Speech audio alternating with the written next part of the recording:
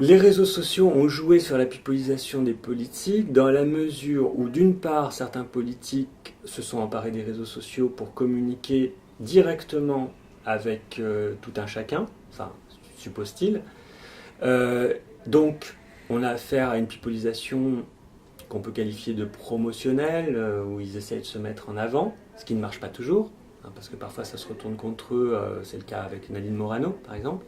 Et deuxième chose, les réseaux sociaux ont joué dans la mesure où peut s'engager à travers les réseaux sociaux un débat qui est un débat horizontal d'une certaine façon. C'est pas un débat qui s'engage à partir d'informations qui viennent d'en haut, qui viennent des médias traditionnels, qui viennent de la présidence, qui viennent des sources traditionnelles d'information, mais un débat qui est vraiment entre citoyens, entre électeurs, entre consommateurs des médias qui se disent qu'est-ce que tu as pensé de telle chose, ou qui simplement réagissent, et ça fait boule de neige.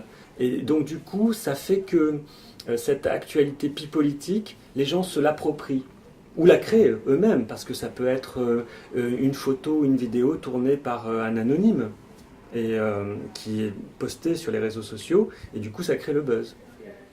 Bah, aujourd'hui, à la fois la généralisation des téléphones avec appareil photo, des smartphones en général, mais même il n'y a pas que des smartphones, et les réseaux sociaux, il faut qu'aujourd'hui, voilà, je vous dis, où que vous soyez, vous pouvez retrouver des photos. Regardez si vous vous baladez, à quelque niveau qui vous soyez. Moi, je le vois pour moi-même.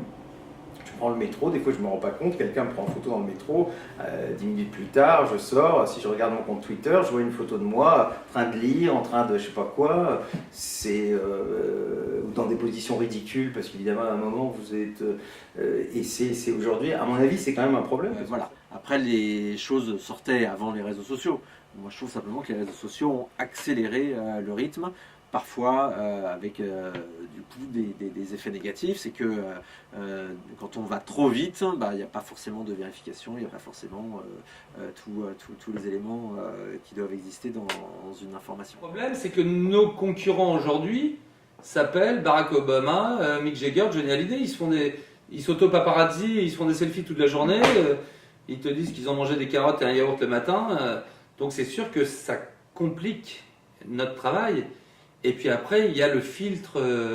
Il faut que ce soit vérifié. Parce qu'il y a tellement de conneries qui sont publiées, on le croit de moins en moins.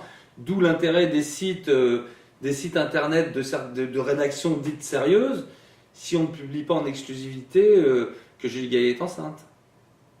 Donc c'est un peu compliqué. Donc il y a du taf encore pour justement. On aura toujours besoin de contenu, mais de contenu sérieux et vérifié.